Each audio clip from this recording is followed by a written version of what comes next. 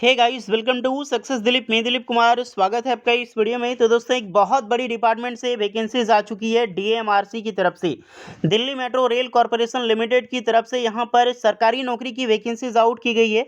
ITI technician की भर्ती है और एक सुपरवाइजर की वैकेंसी है। सुपरवाइजर में 12 पास एंड डिप्लोमा डिग्री के कैंडिडेट अप्लाई कर सकते हैं। जो टेक्नीशियन की रिक्रूटमेंट है ओनली फॉर आईटीआई स्टूडेंट के लिए वैकेंसीज है। ऑल इंडिया के कैंडिडेट अप्लाई कर सकते हैं। That is biggest opportunity. हम इस डिपार्टमेंट से वेट करते हैं कब से डीएमआरसी की रिक्रूटमेंट आएगी।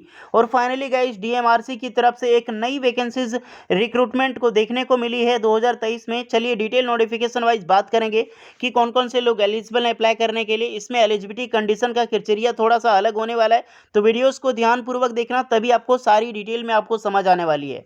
ओके गाइस, स्टार्ट करते हैं। इससे पहले रिक्वेस्टेड होगी, अगर आप अभी तक सक्सेस दिलीप को सब्सक्राइब नहीं किए so please do subscribe and hit the bell icon. और टेलीग्राम चैनल को ज्वाइन कर दें गाइस, अगर आप अभी तक टेलीग्राम चैनल को ज्वाइन नहीं किए हैं, क्योंकि ज़्यादा से ज़्यादा अपडेट जो गवर्नमेंट जॉब प्राइवेट जॉब की होती है मैक्सिमम टेलीग्राम पे दी जाती है। ऑफिशियल नोटिफिकेशन बहुत सारी अपडेट टेलीग्राम पे होती है, तो टेलीग्राम चैनल ज्वाइन कर लें।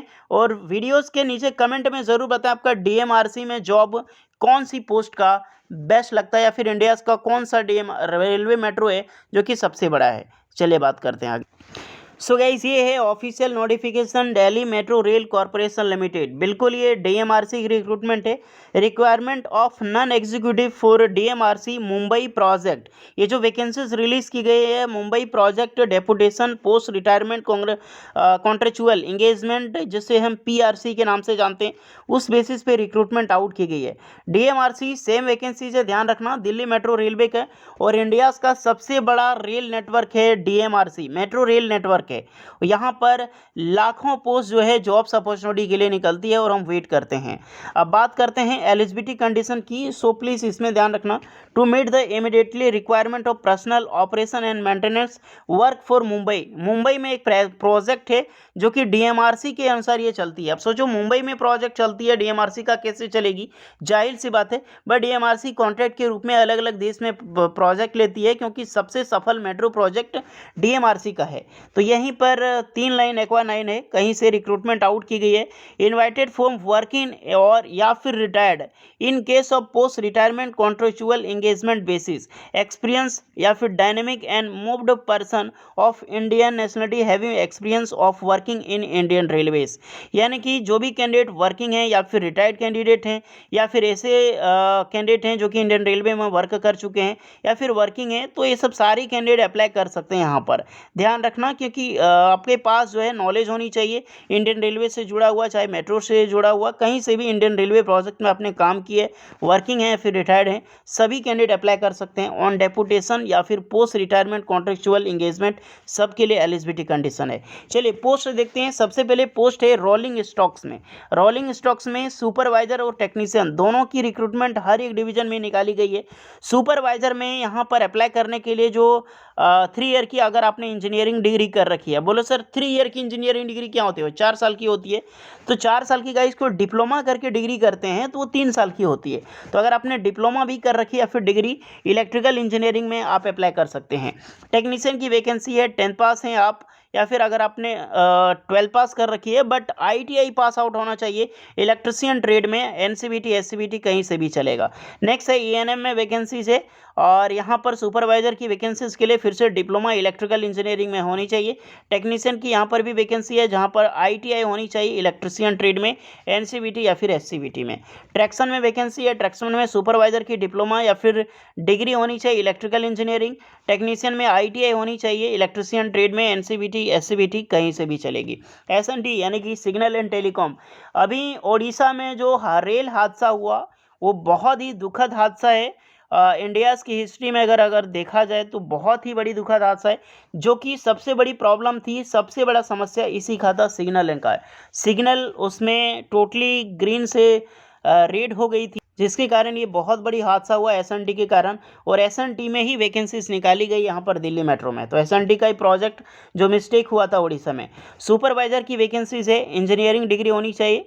तो इसमें बहुत सारे ब्रांच एलिजिबल हैं, देख सकते हैं। कंप्यूटर अप्लाई कर सकता है, आईटी वाले अप्लाई कर सकते हैं, इलेक्ट्रॉनिक वाले अप्लाई कर सकते हैं, इलेक्ट्रॉनिक टेलीकम्युनिकेशन कम्युनिकेशन सभी एलिजिबल है ऑलमोस्ट। नेक्स्ट है टेक्नीशियन में, तो इसमें आईटीआई पास आउट होनी चाहिए, electronic mechanic, information communication technology, maintenance या फिर आईटी के डिपार्टमेंट। देन अगर आपने कोपा से भी कर रखी है तो भी अप्लाई कर सकते हैं। उसके बाद यहाँ पे मैकेनिक कम operator, mechanic communication system, mechanic industrial electronic, TV mechanic, power electronic सभी एलिजिबल हैं। नेक्स्ट है सिविल ट्रैक। सिविल ट्रैक में सुपरवाइजर के लिए इसमें इंजीनियरिंग डिग्री चाहिए, आपका सिविल ब्रांच में अप्लाई कर सकते हैं। यहीं पर आपने आईटीआई कर रखी है तो फिटर या फिर लिफ्ट एंड एस्केलेटर मैकेनिक या फिर हायर फ्रॉम गवर्नमेंट रिकॉग्नाइज से होगा तो ये सब अप्लाई कर सकते हैं। तो फिटर ट्रेड के लिए वैकेंसीज निकाली गई यार, टेक्नीशियन वाले में अप्लाई ज़रूर करना। एक सुपरवाइजर की वैकेंसी ऑपरेशन में है, यहाँ पर डिप्लोमा डिग्री चाहिए, डिसिप्लिन चलेगा बीएससी अगर भी आपने कर रखी है ऑनर्स फिजिक्स केमिस्ट्री मैथ के साथ तो अप्लाई कर सकते हैं। यानी कि इंजीनियरिंग डिग्री कर रखी है या फिर डिप्लोमा किसी भी डिसिप्लिन में, आपका कंप्यूटर साइंस है, आईटी है, मैकेनिकल, सिविल जो भी है, कोई भी ब्रांच है आपका, सुपरवाइजर के लिए ऑपरेशंस में आप अप्लाई कर सकते हैं गाइस। समझ में आ चुका होगा। एज लिमिट बहुत है क्योंकि रिटायर्ड पर्सन भी एलिजिबल हैं और एक्सपीरियंस दोनों अप्लाई कर सकते हैं। तो 55 एज लिमिट है और पीआरसी जो बेस बॉल है वो आपका चलेगा 62 ईयर, आपका ध्यान रखना, यानी कि रिटायर्ड होता है 62 ईयर तक। पे एंड एमुलेसस की मैं बात करूं तो बहुत ज़्यादा सैलरी आपको मिलेगी। सुपरवाइजर की सैलरी अलग अलग फेज के अनुसार मैं नहीं बात करके टोटली बताऊं तो लगभग 50,000 से लेकर 72,000 सैलरी आपको मिलेगी अलग अलग फेज में, अलग अलग आपकी पोस्ट में। टेक्नीशियन आईटीआई वालों के लिए 29,000 से लेकर 56,000 तक की सैलरी आपको यहाँ पर मिलने वाली है। सैलरी डायमेनिक है, बहुत अच्छी खासी सैलरी प्रोवाइड कर रही है आपको। लेकिन इसमें एक चीज़ तो ध्यान रखना होगा कि एक्सपीरियंस कैंडिडेट होनी चाहिए, वर्किंग होनी चाहिए इंडियन रेलवे या फिर किसी भी रेलवे लाइंस में, या रिटायर्ड होनी चाहिए तो भी आप अप्लाई कर सकते हैं। तो थोड़ा सा ये चीज़ ज़रूर देखें। बाकी आप जो भी कैंडिडेट एलिजिबल हैं इसमें अप्लाई करें। अब इसमें एलिजिबल कैसे होंगे, काफ़ी सारे कैंडिडेट रेलवे की ग्रुप डी की जॉब करते हैं फिर छोड़ देते हैं, या फिर कोई रेलवे में है अदर डिपार्टमेंट में, इंडियन रेलवे के डिपार्टमेंट में पसंद नहीं है, डीएमआरसी में जाना चाहते हैं तो वो जा सकते हैं। अथवा आप छोड़ चुके हैं, 2 महीने जॉब लिए आप छोड़ दिए तो भी आप जा सकते हैं। तो काफ़ी सारे कैंडिडेट के लिए है ऑप्शन, बट ऑल कैंडिडेट के लिए ऑप्शन ये खुला नहीं है। और ये वो वैकेंसीज नहीं निकाली गई है जिसका हम वेट करते हैं मेंटेनर का, ध्यान रखना उसकी वैकेंसी आने वाली है क्योंकि बहुत ज़्यादा रेलवे में पोस्ट खाली है। और जो कल उस दिन दुर्घटना हुआ 2 जून को, वो टोटली जो हुआ है रेलवे की सिस्टम की वजह से, और जितनी भी वैकेंसीज है उसको पूर्ति होनी चाहिए जल्द से जल्द। और वैसे भी अपडेट आ रही है, बहुत जल्द वैकेंसीज देखने को मिलेगी रेलवे में आपको। शेड्यूल एंड सिलेक्शंस की मैं बात करूं तो 16 जून 2023 को आपका यहां पर स्पीड पोस्ट तक लास्ट डेट फॉर्म भेजने की डेट है। तो जो भी कैंडिडेट एलिजिबल हैं आप फॉर्म ज़रूर सेंड करें, पर्सनल इंटरव्यूज़ के माध्यम से आपका यहाँ पर सिलेक्शंस होगा। स्पीड पोस्ट के ही ज़रिए फॉर्म भेजें, ध्यान रखना। और जो भी कैंडिडेट एलिजिबल हैं आप जा सकते हैं। ये एड्रेस है पूरा और ये फॉर्म है, फॉर्म आपको फिलअप करनी है। फिलअप करने के बाद टोटली बढ़िया से फिलअप करें और जितने भी सारे डॉक्यूमेंट्स से अटैच करके आपको दिए गए एड्रेस पे आपको यहाँ पर सेंड करनी होगी 16 जून 2023 से पहले। तो अभी आपके पास टाइम है। अदरवाइज स्कैन कॉपी जो आपको भेजनी है, देख सकते हैं, name of post of the totally speed post या फिर द फॉलोइंग एड्रेस। अदरवाइज़ आप ईमेल के ज़रिए भी फिल कर सकते हैं, ये ईमेल आईडी है, सभी ईमेल आईडी भेजें। तो ईमेल से भी भेज दो और स्पीड पोस्ट से भी भेज दो, मेरी राय दोनों होगी। हो सके ईमेल आई में मिस्टेक ना जाए, किसी कैंडिडेट का बहुत ज़्यादा डिस्टर्ब होता है तो स्पीड पोस्ट से भेज दें। दोनों तरह से फॉर्म भेज दें, आपको स्वीकार कर लिया जाएगा गाइस। तो यही बतानी थी गाइस, इतनी रात को वीडियोस में शूट कर रहा हूँ, 11 बज चुके हैं और बहुत अच्छी खासी पोस्ट है। ऑलमोस्ट सभी कैंडिडेट तो एलिजिबल नहीं है बट वैकेंसीज अच्छी है और यही सिग्नल मिल जाता है कि जल्दी डीएमआरसी मेंटेनर की वैकेंसीज आने वाली है। हम तैयारी ज़ोरों शोरों से शुरू कर दें ताकि इस बार जॉब लेके पक्का जाएँ गाइस। ओके गाइस, तो होपफुली यही बतानी थी। वीडियो कैसी लगी ज़रूर बताइएगा, यूजफुल लगी हो लाइक शेयर एंड सब्सक्राइब करें। चलिए मिलते हैं नेक्स्ट वीडियो में, तब तक ले जय हिंद।